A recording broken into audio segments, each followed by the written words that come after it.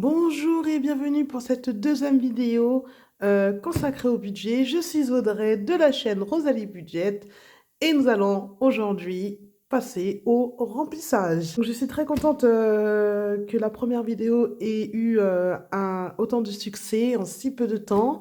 Je vous remercie à tous ceux et celles qui se sont abonnés. Je remercie bien sûr à ceux et celles qui vont s'abonner, à ceux ou celles qui ont vu ma vidéo, à ceux et celles qui peut-être éventuellement grâce à ma première vidéo, ont pris conscience et souhaitent suivre tout simplement l'aventure budgétaire familiale.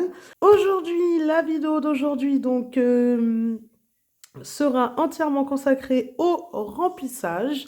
Il y avait plusieurs paramètres que j'avais oublié de vous signaler auparavant, notamment sur ma situation. J'ai toujours 34 ans, je suis toujours maman d'une jeune fille qui s'appelle Mamaï, qui a 3 ans et qui va bientôt être en vacances. Nous sommes aujourd'hui le 16 décembre, si je ne me trompe pas. Oui, c'est ça. Donc, ce qui signifie que les vacances scolaires arrivent à grands pas, ou même on est déjà en vacances scolaires, ça passe super vite. Vacances scolaires rime avec Noël, rime avec Nouvel An, rime avec fête de fin d'année, niveau gustatif le plus cher de l'année. Mais on adore ce mois-ci car c'est Noël tout simplement et c'est le Nouvel An. C'est sympa, on retrouve la famille, on retrouve des êtres chers, c'est chaleureux.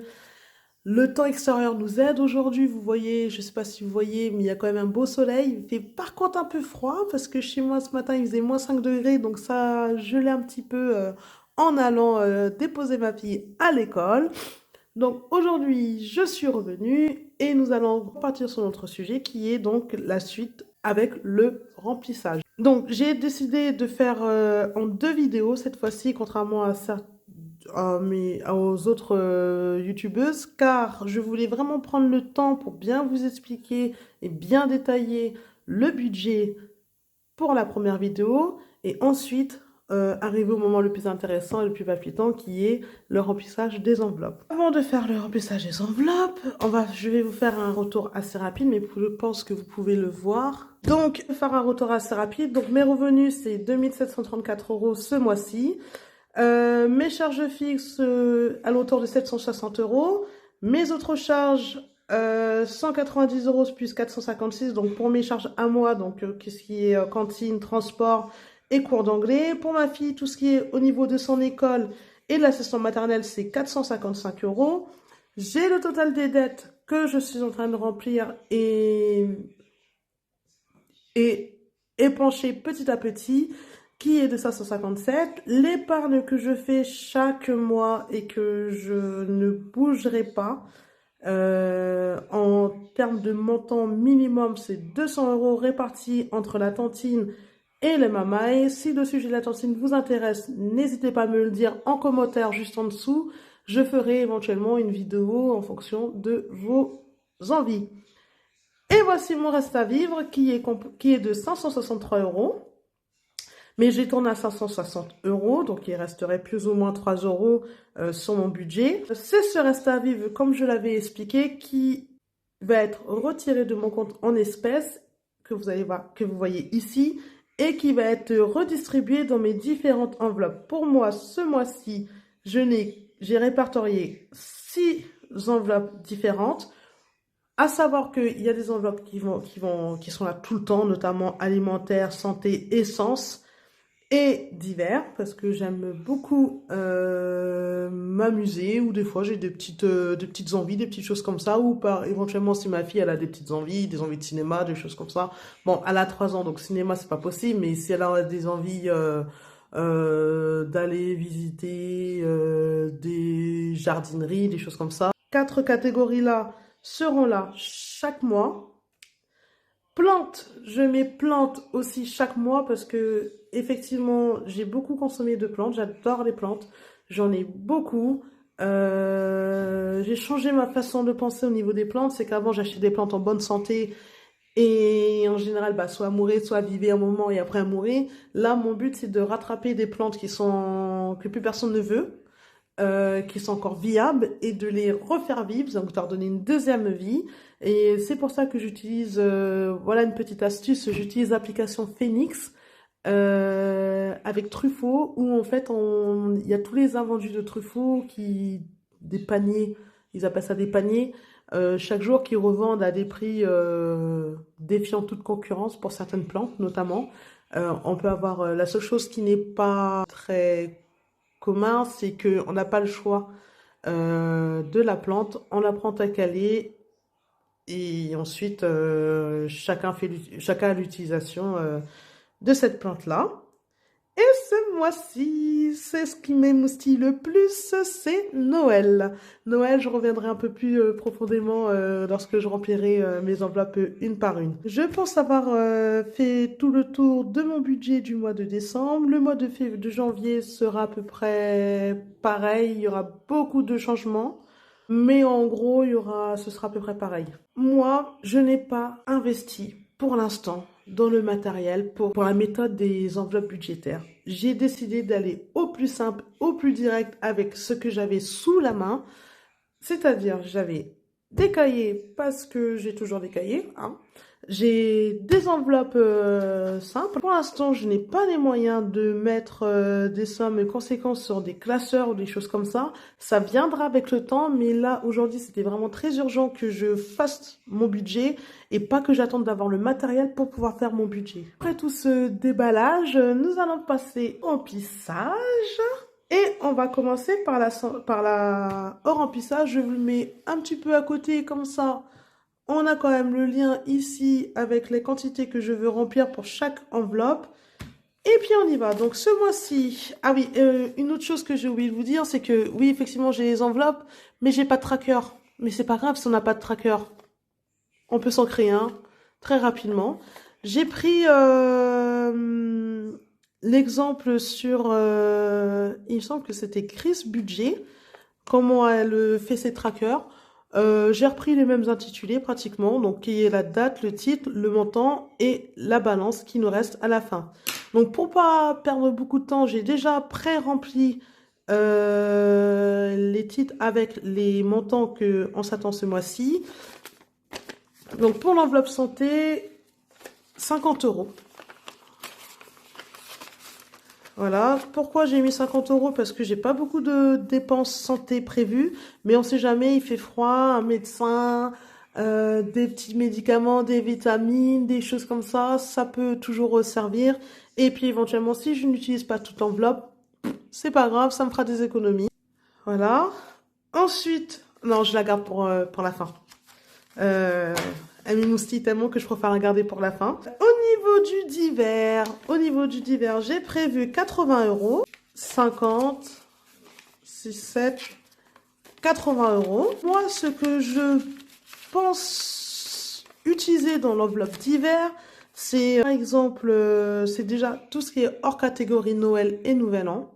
C'est par exemple si j'ai envie de m'acheter des places de cinéma, si j'ai des péages à payer, si j'ai des petites choses comme ça, des envies d'aller visiter un musée. Cette enveloppe est prévue. Donc moi j'appelle divers, certains l'appellent le au cas où. Pour moi, je sais pas trop si je vais créer un divers et un au cas où, ou si tout simplement je vais rester à divers. Donc on va voir ça les prochaines semaines. Donc je mets 80 euros parce que voilà, je pense que j'aurai la visite de mes neveux qui seront là pour la période des vacances.